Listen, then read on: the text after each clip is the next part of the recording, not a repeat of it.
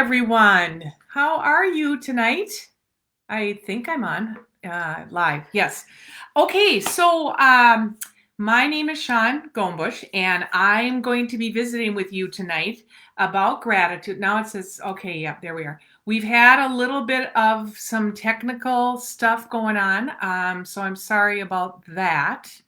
I'm just trying to get myself okay. I hope everybody's there. I hope you are doing okay tonight. We got a little bit of a late start, but we're going to start right now. So I am Shawn Gombos, and I have been retired for 2.5 years. 2.5 years. And prior to that, I was a teacher in St. Cloud for 19 years. And then I became an administrator for St. Cloud for a while, and then I moved to Buffalo, and I did that for the last part of my career. I spent most of my time in elementary, but I did do assistant principalship at Apollo High School here in St. Cloud. So I've had quite a bit of experience with all the ranges. I missed middle school, and I don't know, maybe that's someone telling me that that's an okay thing to miss. I don't know. So, but what I want to talk with you about tonight is the name of my talk is Gratitude is not just for Thanksgiving dinner anymore. You know how we all sit around and we say, oh, I'm grateful for this, I'm grateful for that. And that's great. But there is a way that you can practice gratitude every day of the year. And you may already be doing this. So I don't want you to feel like I'm coming across, I'm going to teach you what to do and you have to do it this way and all of that stuff. I'm just going to chat with you. It's going to feel like more of a conversation. And I'm going to share with you what has worked for me. And I'm going to go back a little bit and talk with you about my story and what led me to the practice of gratitude. It was about 17 years ago, and I was teaching at that time, and I had a particularly difficult class, and I was struggling a little bit I couldn't quite figure out how to get that to work. And so at that time, I had no work-life balance whatsoever, absolutely none. I lived and I breathed and I slept and I ate my job. So that, looking back, that was an indication of what was to happen and what was to come for me. It was November of that school year in 2003 that I drove to work, and I was nervous about going to work because I was having so much trouble with figuring out my students. And so I got in the parking lot and I couldn't get out of the car. And physically I could, but mentally, I was unable to open the car door. I was unable to go into the building. So I sat there, I called my teaching partner and I said, you got to come out and get me. And so I muddled through that day. I, to this day, still don't know how. Went to the doctor, couldn't speak at the doctor's office. I had basically a full-blown shutdown and scared me to death, but I was it was almost like I was numb, and I was too numb to be even really scared. So it became very clear to me that after that visit to the doctor that I needed to do something. I needed to get out of that vicious cycle that I had myself in at work. And so I ended up taking a medical leave, and I spent the rest of the school year figuring out who I was and what was I going to do. And I needed medical intervention as well at that time. So sometimes I think, when we talk about the benefits of gratitude, there are benefits and people feel those, and it can really ease symptoms of depression. But there are folks who need to be on medication for that. So I am not about to say that if you just practice gratitude, you won't have any problems. That's not the point of my talk. So anyway, so I took that leave and basically just had to find myself again. and I got transferred to a different school, which I requested. And a principal took a chance on me, and I got my feet under me again, and I was teaching third grade, and was just so grateful that I was back on my feet. And then an interesting opportunity came by for me to enter administration. And so that's how that door got open for me. So that's my story, not to air my dirty laundry, but I would like you to be able to kind of get a sense for the nexus of what was happening to me and why that spurred on my practice of gratitude. So that's kind of where I'll start. Now, what I'd like to talk about today is some things that hopefully by the end of my conversation with you, you will have some takeaways or some things that you can refer back to when you're talking to someone else, perhaps, about this conversation. You're going to know, or you're going to be exposed to a little bit of the brain science behind what gratitude does for people and how it impacts your brain. And lots of research on this. And I'm not by any means going to go into a full depth thing, but I will kind of talk to you about some studies that have been done and then what is actually happening in your brain when you are focusing on gratitude. Then I will share with you the foundations, what I feel are the foundations of a healthy gratitude practice. And I'll give you maybe some hints about establishing a gratitude practice or strengthening one that you may already have. And then I'm going to talk a little bit about how can I incorporate gratitude into my family, my community, and my work. And so those are the takeaways for tonight. And hopefully I'll hit the mark on all of those. Before we really get started here, I would like to put our minds at ease and shut away the events of the day. I'm going to shut away all this technology difficulty. So what I'd like you to do is I'm just going to go through kind of a quick, seated meditation here. Not too long, but just kind of to get us all on the same page with where our minds are. So wherever you're sitting, if you're sitting in a chair, just make sure you're comfortable in your seat there and put both of your feet, if you are sitting in a chair where your feet can reach the ground, put both of your feet on the floor. But if you're sitting cross-legged on a couch or something, just that's fine. Just make sure that you're comfortable in that position. Okay. So I'm in an upright chair and I've got my feet on the ground. Okay. Sit up straight. And you can either keep your eyes open a little bit or you can shut them. I always have to shut mine because I'm looking around and I get distracted and there's that and then there's this and so I shut my eyes. Now just breathe normally, but just start to notice your breath and do some inhales and some exhales. And do some of those, like 5 more on your own.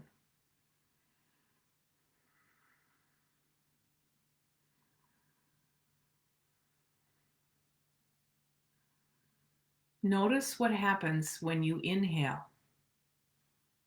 Put your tummy out, have a puppy belly. And when you exhale, pull your stomach in. Inhale, puppy belly. Exhale, pull your stomach in. Keep doing that. Pay attention to your breath. But you may be experiencing some random thoughts that are coming into your mind. That happens. Our brain is busy. Don't judge those random thoughts.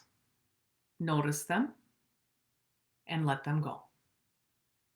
Just see a visual of you kind of releasing them from your hand.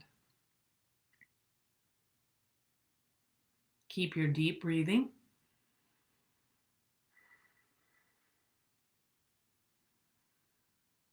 Okay, now open your eyes or heighten your gaze.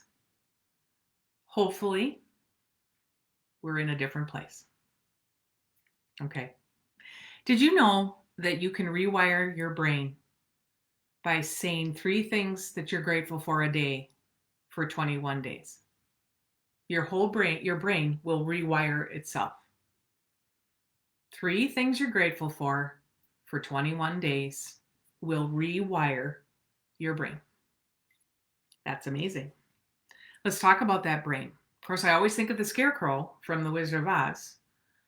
I will while away the hours, conferring with the flowers, thinking about the rain. Do, do, do, do, do, do, do. I love that song. So the brain is the nerve center. It's the big kahuna. That's where everything starts and where everything begins and where everything happens. Dr. Alex Korb did a paper called Gratitude Brain, the Gratitude Brain. And he discovered that the brain, when you are feeling grateful or practicing gratitude, that you actually bodies will have less aches and pains. You'll feel very successful. You will have feelings of determination.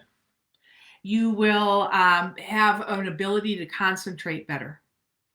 You have more enthusiasm, energy galore, sleep, creativity returns, and you become more resilient.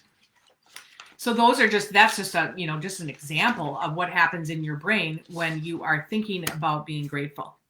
Now, how does the brain do that? Here's just a very cursory, covering of that. For example, the hypothalamus. This is your sympathetic nerve system, okay? And so the National Institute of Health followed brain scans of people who were thinking about things that they were grateful for. And when people did that, more blood started to flow to your hypothalamus, which impacts your metabolism. It impacts your sleeping. It impacts your stress levels. So just by thinking and internalizing those feelings of gratitude, your hypothalamus sympathetic nerve system will start to give you huge benefits. Neurotransmitters, dopamine. You may have heard of dopamine. That is a chemical that helps send signals between the cells in your brain. And it's called the happy signal. And the reason they call it is because it's actually a reward transmitter. So when you think of things that are pleasant or things that you are, for our purposes tonight, things that you are grateful for, your dopamine starts to act and it's like, hey, I really like that. I like that. Let's do more of that. Let's do more of that.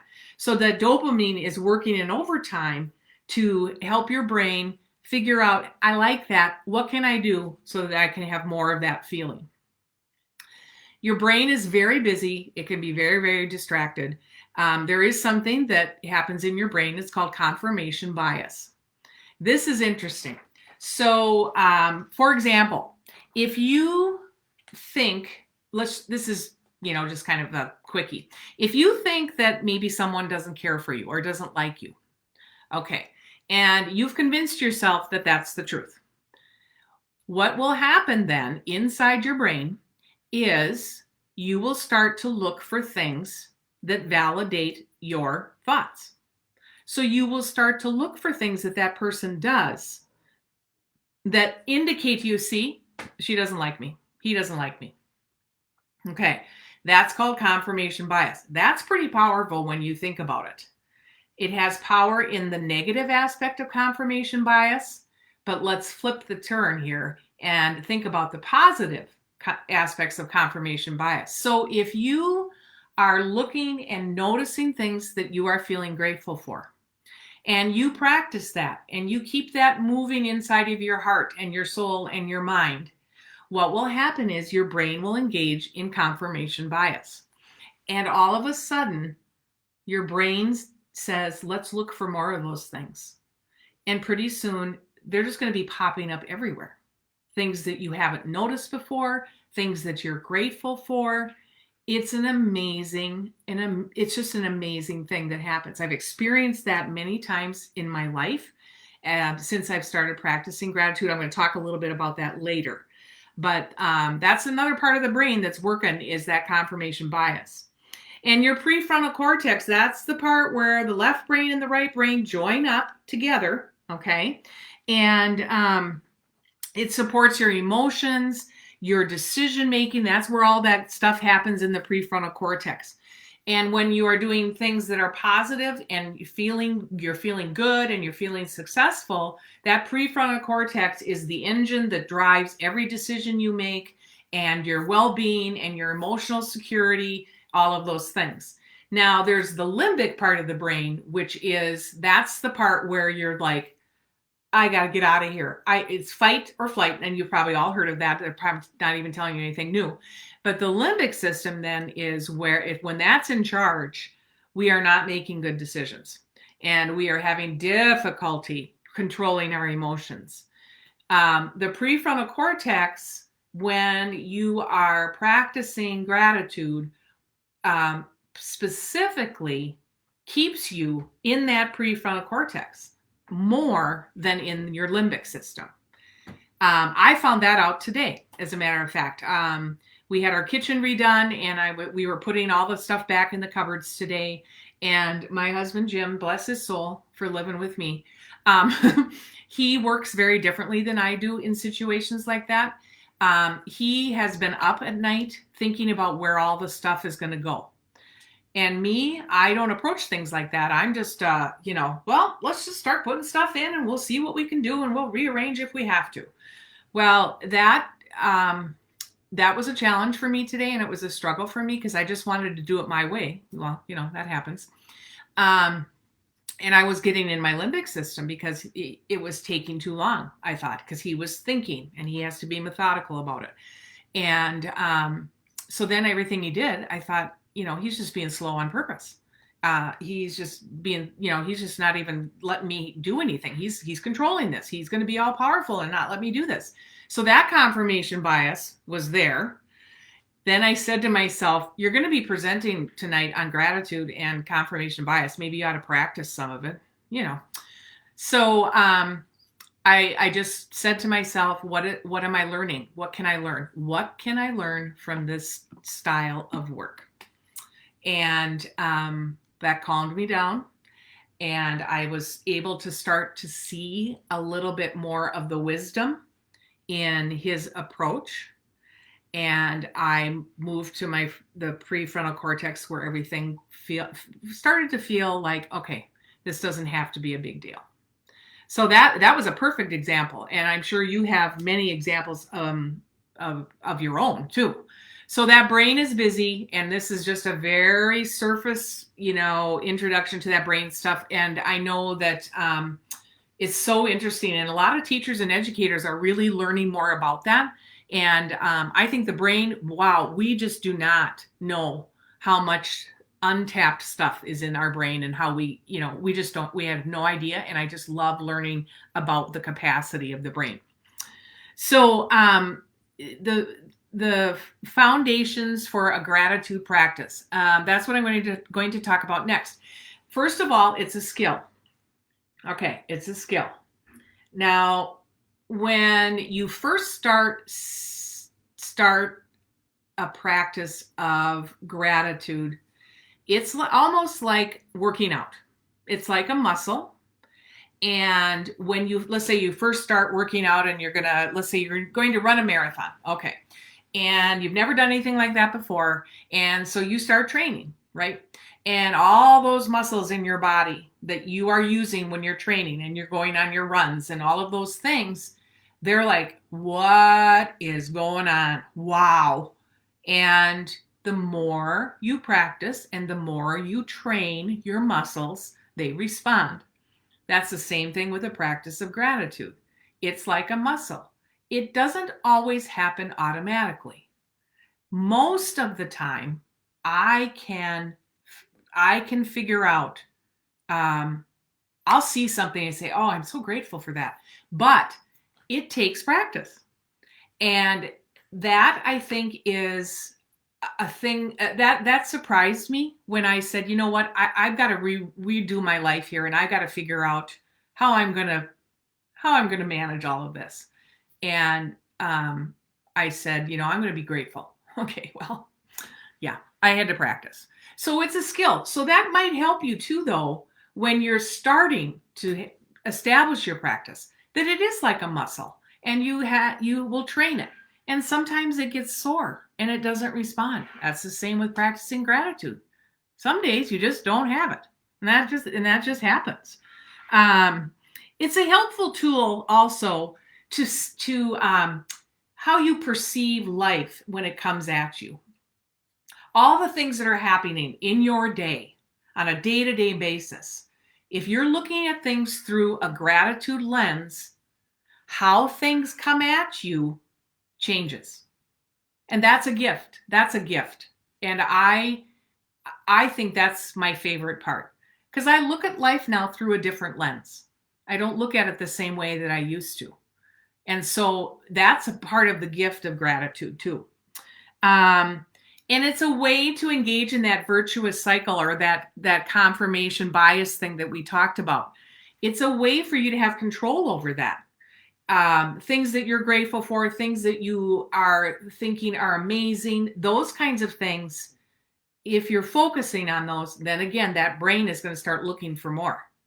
And if you've ever experienced that in your life, it's an amazing feeling. It is. It's an amazing feeling. So those are kind of the foundations. It's a skill. It helps you interpret life through a different lens. And those things are the motivators for your practice. Those things will continually remind you, oh yeah, that's what I'm doing this for. This is why I'm practicing this. Now I'll tell you a couple of things that gratitude is not, okay?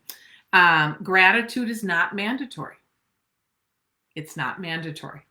You don't have to do this. You really don't. So, it's kind of like when you're teaching, and the principal gets up and says, okay, we're going to start another initiative. And you think, oh gosh, another thing. What am I going to do? What are they taking away? Oh, nothing. Oh, yeah. Okay. So that's the same thing with this. How you approach this is going to make all the difference in the world. But if you approach it where someone's making me do this, or, well, she said I was supposed to do this, so I better do this, that might not serve you in the long run. Okay. And another thing that I really think is important is, and Shyla, I'm way over my time already. I am so sorry to say that. Shyla's on the phone with me, so. You're just fine. Okay. I knew I'd go over too. No, love listening to you, so keep on going. Okay. Great stuff. So this is really important. When you're practicing gratitude is not a comparison. It's not a vehicle for comparison. So, there may be times where, like, if you're on the highway and you are driving and you come across an accident, you may think, oh, I'm glad that's not me, right? And those are normal feelings. I think those are normal. But we get into a little trouble then when we start to say, well, I have this and this and this and this that I'm grateful for, and you do not, right?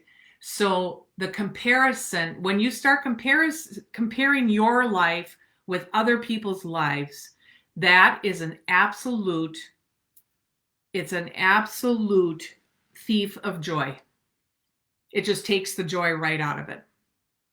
So think about that in your daily life too, comparing yourself to coworkers, comparing yourself to siblings, comparing yourself to people that you meet in the grocery store.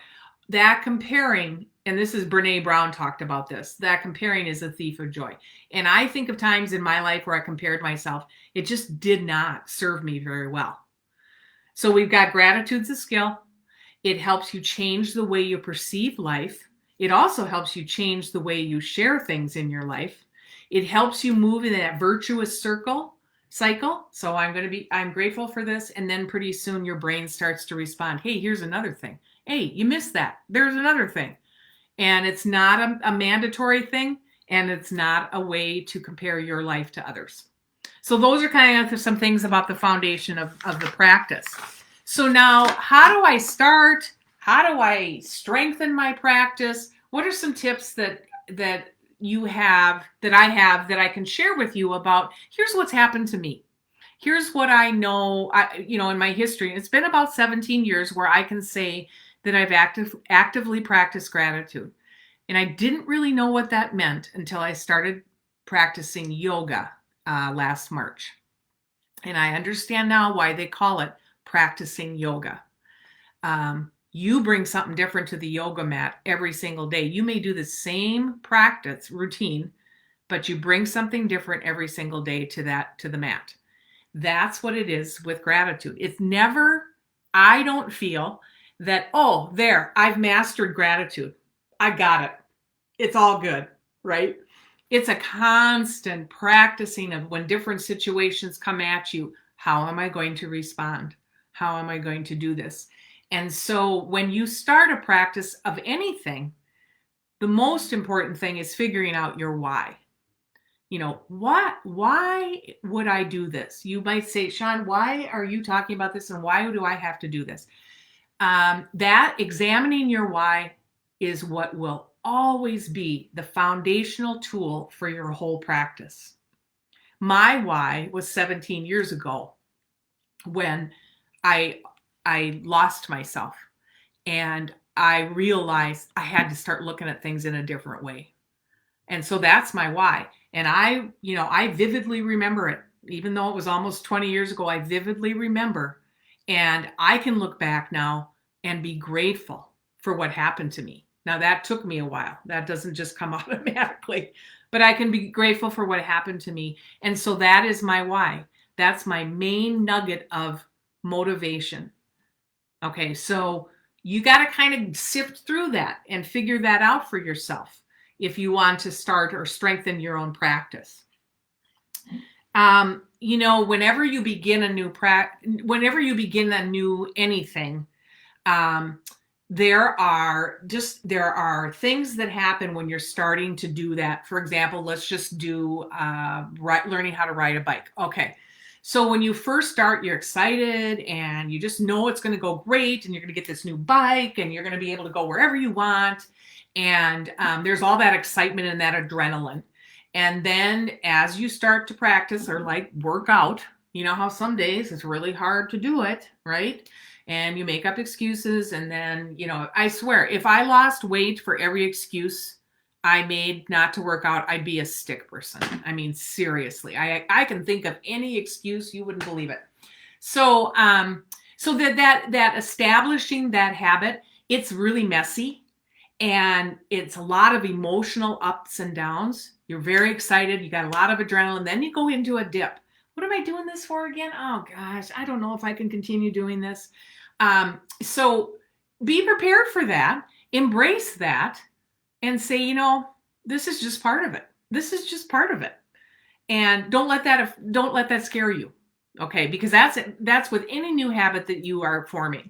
And it'll be messy, but it'll be joyous and beautiful and wonderful too at the same time. Okay. Really good practice is journaling, writing, doing anything with pen to paper. That also involves your brain.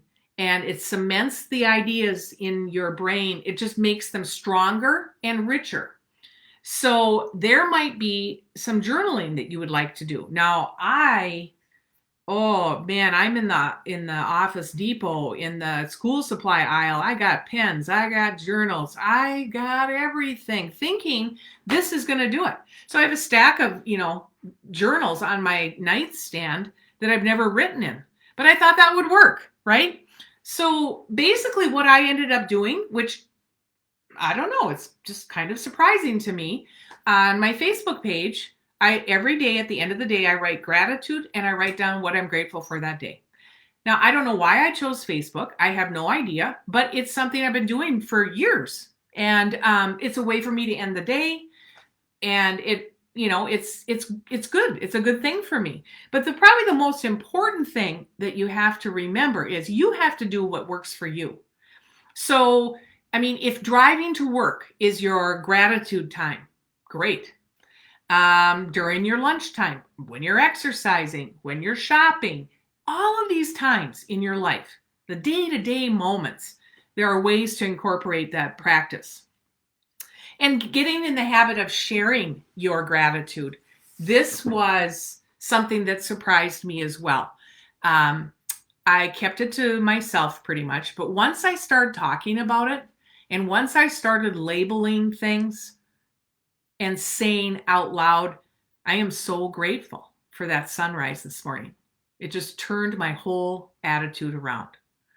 So when you start to tell others and you share your own experiences, that is another powerful high impact strategy as well. It is an amazing thing what happens when you're talking to others about your gratitude. It is an amazing thing. And so if you can, I mean, I'm a talker, obviously, you know that. But if you can start thinking about ways that you can share and talk about what you're experiencing, I mean, it doesn't have to be in front of a whole bunch of people, that's not necessary either. But sharing that out loud, it helps you really realize how much it means to you, which is an important reason for the why you're doing your gratitude practice. And start savoring life. Savoring is a very important word in my practice. And I haven't really, I'm still practicing, but I would say the last 5 years is when I've really started to work on savoring life. Noticing. Example, up at the North Shore last week, and I was walking in the woods, and I'm kind of an amateur photographer. I love doing that now. So I have, my camera on. And I just walked up and back. And so I'm walking and I'm just looking at every little thing. And I just never did that before. It was all just, I got to walk up here, I'm going to walk back, and then I got to go back and do this and that and this. And I slowed my pace and I stopped and I looked up many times. I looked down many times. I looked behind me many times. And the things that you see when you stop and notice. There's these bushes that are in the woods and they have little red berries on them and they kind of hang. And I saw it, and then I didn't think anything more about it, but I'm going to look at that again. And you know what? They were hanging in the shape of a heart. They were 3 separate berries. I would have never noticed that before. So that noticing and savoring is so important as well. And then I walked back, same route, right? Totally different, because I'm walking on the other side and I'm seeing things over here that I didn't see before. And I stopped and I looked up and it was a different view. And I looked down and it was a different view. I mean, that sustained me for hours after that. So that noticing and being in tune with where you are is an amazing, amazing, amazing benefit for you. So noticing out loud is awesome too. I was getting ready to get on the computer tonight for this, and I looked out the sunroom window, and the sun was this big, bright orange ball, and it was so gorgeous. And I'm kind of, running around here and trying to get everything organized, and I thought I've got to stop and look at this. And I went outside on our patio and I took a picture of it, and I just stood there and I thought, that is a gift. And that is so beautiful. And didn't last a long time. It doesn't have to last a long time. But if you notice something, think about it. Think about it and then figure out why is that so interesting to me? Why did I stop and look at this? What is this about? What I'm curious about this. What makes you giggle? Figure out what makes you giggle and embrace it and learn it and love it. That's that savoring of life. Say thank you more. This was something that I was surprised by as well. when you thank people. Some people are just not, whoa, they're surprised by it. And when I was a principal, I practiced this quite a bit because you like if like the custodian had to put away the chairs after concert in the evening, and I would hate that job, and I tried to help, but I didn't like putting away chairs. But I was so thankful that someone was doing it, and so I would say, thank you, Raleigh, for doing this. This is an icky job, and I really appreciate you. He said, I'm just doing my job, which was true, but he was doing his job. And sometimes that's not always a given. And I was intentionally trying to use the words thank you more often. My son-in-law says, when he's talking on the phone to someone, thank you, I appreciate you. Not I appreciate it. I appreciate you. Thank you. That's powerful. That's very powerful. You can use lots of opportunities. If you're in a school setting and you're in a meeting, you can start the meeting by talking about things that everyone's grateful for. I use this a lot in my principalships. Some people are not comfortable with it, and some people just want to get going. And that's okay. That's okay too. And we just learned to embrace it, and we made it a pattern, and it helped us kind of from the day and get ourselves started. You can do that at dinner. You can do, it's an amazing thing if you think about it. How many opportunities there are in our lives where we can share our thinking and our feeling about gratitude. And encourage others to share their gratitude and notice it. What did you notice today that made you stop and think? What did you notice today that made you feel really good? Or what did you notice today that made you nervous or sad? I mean, once we start sharing and talking, the powerful connections that we can have together are so important for our colleagues, our family members, and our community. It's just a lot of synergistic energy that is powerful beyond measure. There's a gentleman, his name is Robert Holden. He's an author and a psychologist. And I found this quote just the other day, and I look at quotes fairly often. And this is what he said about gratitude that I just love. He said, the real gift of gratitude is that the more grateful you are, the more present you become. Okay, I'm going to read that again. The real gift of gratitude is that the more grateful you are, the more present you become. Like my walk in the woods, or the sun, the big orange orb tonight. It's a powerful, powerful thing. And I will tell you, it's like a testimony that it has changed my life, and it has helped me become a better receiver of things that come my way in my life. So I hope you enjoyed tonight. I hope you don't feel like it's another initiative. Things to think about in your life. I think I would like to, Shyla, I'm just talking with her on the phone. I think what I'll do is I will post my email on the Social Emotional Facebook site, so that if you wanted to get a hold of me, you wanted to talk with me, ask me questions, I'd be more than happy to do that. Shyla, if that's okay? Yes? Yeah, okay. That's wonderful. Thank you so much for your time. Yes. And I appreciate you coming on and sharing everything that you shared. And I had to mute it a few times. I was giggling. I couldn't relate to your story. I know, right? And Shyla said, about 20 minutes. And here I'm looking, it's 39 minutes and 9 seconds. So that's okay. Well, well worth it. I didn't even notice that much time has gone by. So okay. Thank you so much. So for all of those of you who are tuning in, I will put my email on the Facebook page, and I'd love to hear from you. I would love to hear from you, and we can chat and we can learn together. So thank you, everybody. Have a really good rest of the evening. Rest up. Thank you. I appreciate you for all you're doing in this crazy, crazy time in our lives. I think about you all the time, and I hope that you are hanging in there. It's challenging, it's difficult, but you are important. You are so important. You are so important. So, everybody, have a good night. We'll see you later. Thank you. Bye. Okay, now I'm going to end live. Okay.